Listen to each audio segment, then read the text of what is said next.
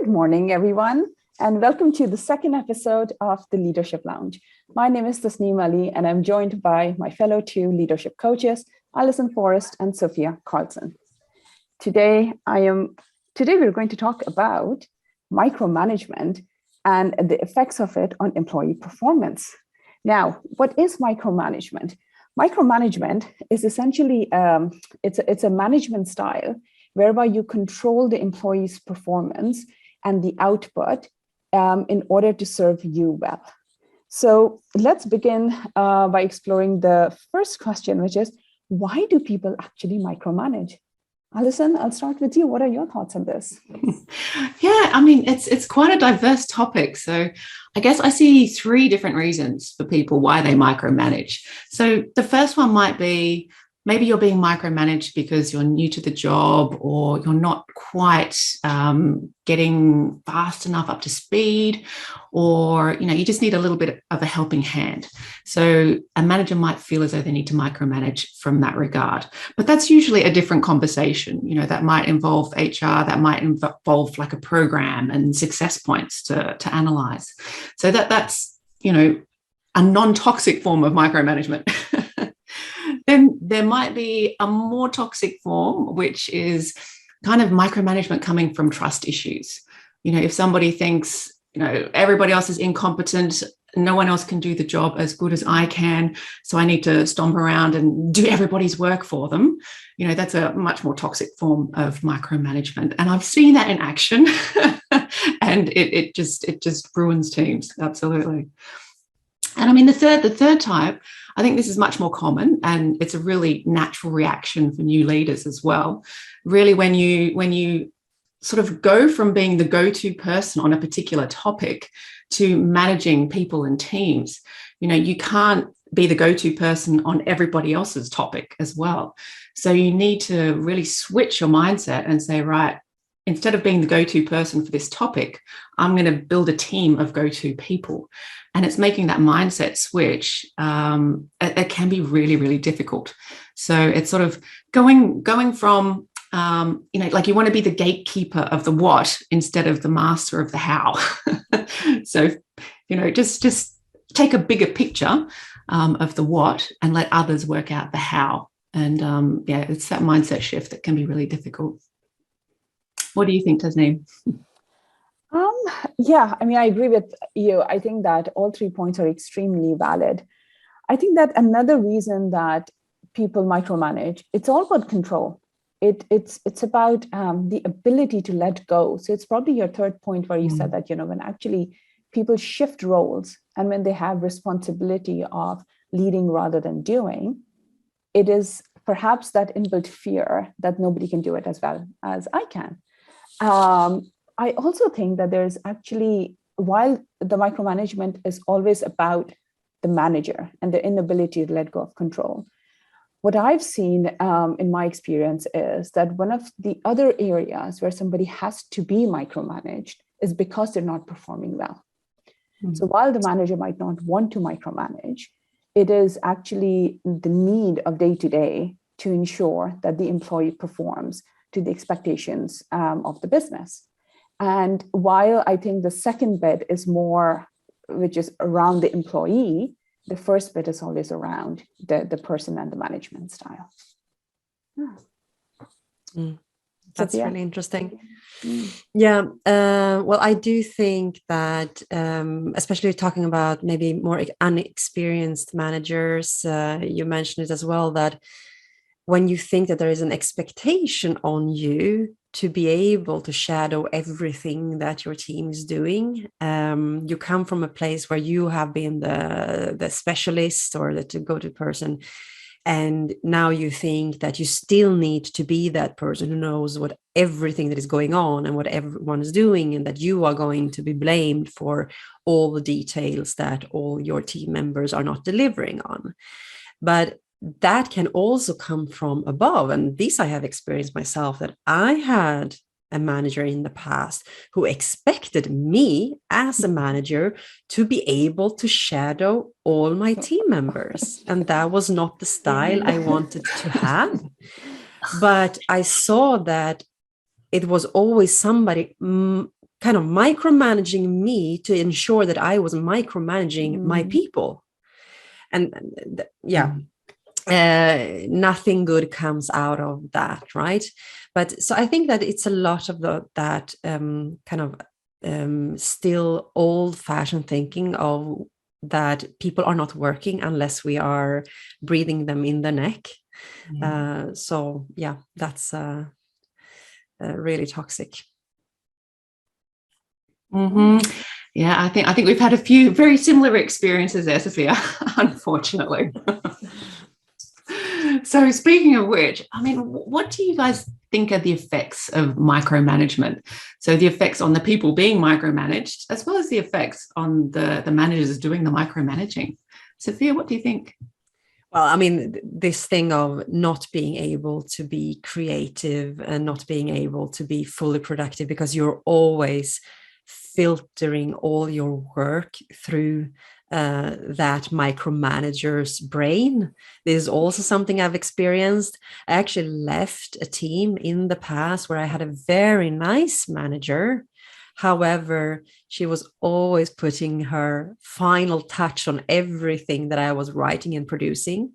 And she didn't necessarily make it better, but she was making it her way, which made me lose my own creativity. Why should I be creative and do things my way and think outside of the box if I know that she will always have her way of doing things? And that is also a way of micromanaging, that you as a manager think that you need to be the one who kind of form and shape everything before it's delivered. And what happens to your team when you do that is that so people will stop being creative. They will not be efficient at all because they will always think, what would my manager do? And maybe you are not at all using the same style as working as your manager. So you will then lose your efficiency and your way of, and I mean, we need different types of people on the team, right? That's why we have diversified teams.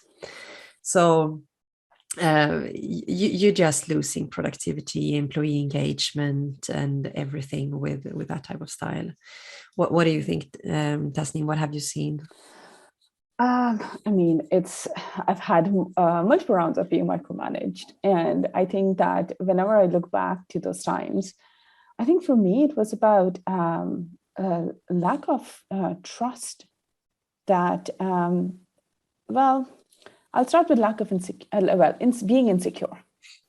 I think that when I look back at one of the first managers I had, I think she was very insecure about her own place in the organization and her own performance.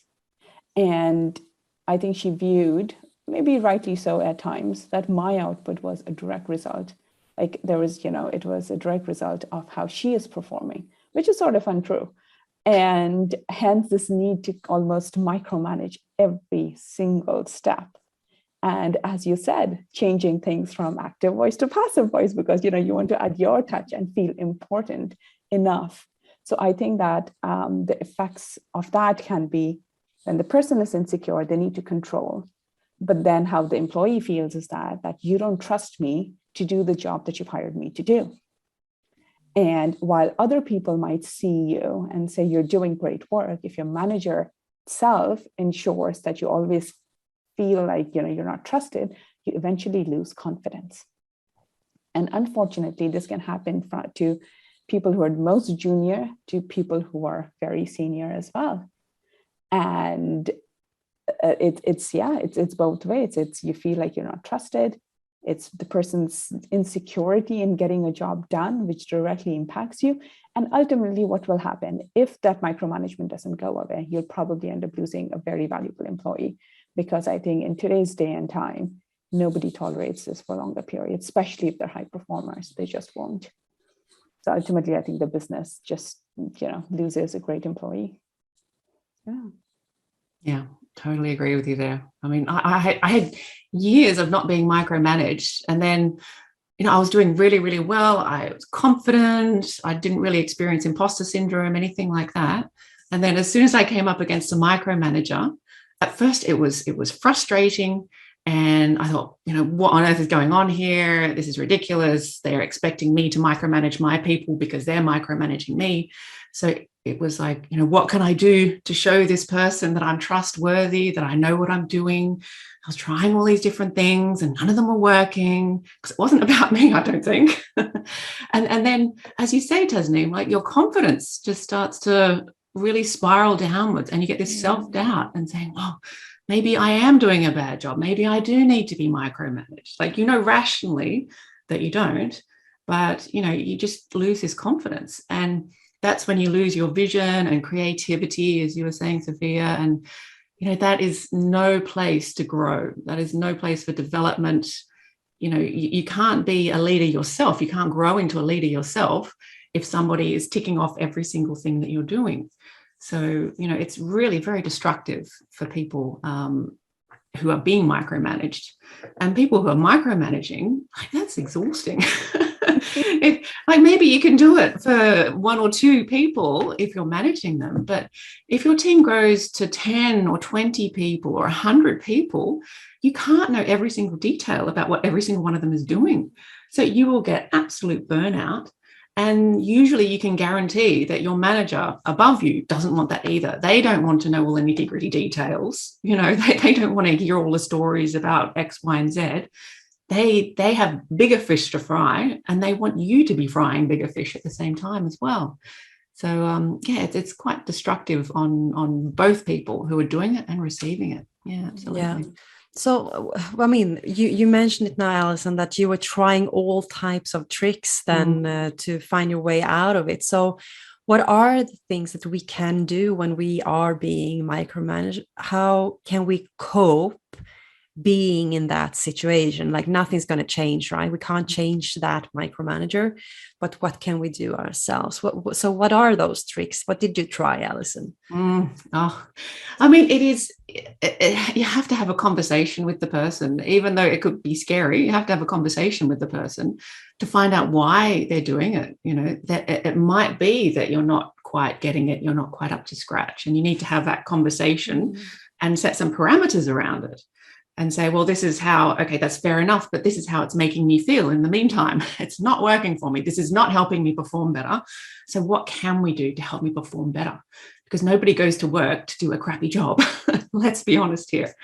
So that's one conversation that you can have. But in all honesty, don't change to fit into a toxic work environment. I realized in the end that I would have to become a micromanager myself to fit in with this micromanaging boss. And I just had to draw the line, and I got out of there. That's what I had to do. It's not worth it. Absolutely not worth it. What do you say, Tasneem? What are the things you can do to cope? I'll build on what Alison said. I think that absolutely have that conversation once you see that there is a trend, like there is a pattern that you've picked up, that you are being micromanaged. And as soon as you've established that, I think have that conversation. And probably the way to overcome is not to think that I need to work harder. So women tend to do that. I just need to prove myself a little bit more. Let me find my way of, how do I adjust to meet my manager's expectation? So don't sit in your corner, go have that conversation, but ask the manager, what are your expectations? How am I not delivering on it? Where is the gap? And how can I address it? Now, everything's very concrete, it's measurable. And when you bring that awareness, and perhaps you are performing at that level, it'll give an opportunity for the manager to take a step back and assess their own behavior. So that's what I've got. Yeah, put the light on it. Something that helps me is to really meet that micromanager where they are and trying to understand why they are doing it. And I would say that most of this comes from a place of fear, or that they need something, and to give them then something so that they can feel less fear, or that you can meet their needs. So those fears that these micromanagers are having is the fear of losing control, of course, and then the fear of failure, and the fear of not being able to deliver and living up to their stakeholders. So there's a client who have asked them for something, or there's a manager above them. So when you can better understand the place where they are coming from and they are really scared of failing themselves, you can have either a discussion around that or meet them on those specific needs. So, for example, really showing that that they can depend upon you, that they can trust you. It can still be exhausting. And I mean, Alison, you said it. I mean, you don't adapt to this toxic work environment. And I totally agree with that. But maybe sometimes you are working with someone who's just sometimes a micromanager or who has tendencies of micromanaging. And there you can help them by showing them that they can trust you, that you are on their team and that you will deliver. And over time, that trust can be created so that they can take a step back on their micromanagement. So yeah, that's something that at least helps me to better understand the micromanagers so that I don't take it personal. Okay, we have reached the 15 minutes. This was so interesting. Micromanagement is a topic that engages everyone, and I'm sure that our viewers as well have a lot of things to say about it. And everyone has a story. Everyone has experienced micromanagement, and maybe there are some recovering micromanagers out there as well. So thank you so much for being with us this morning.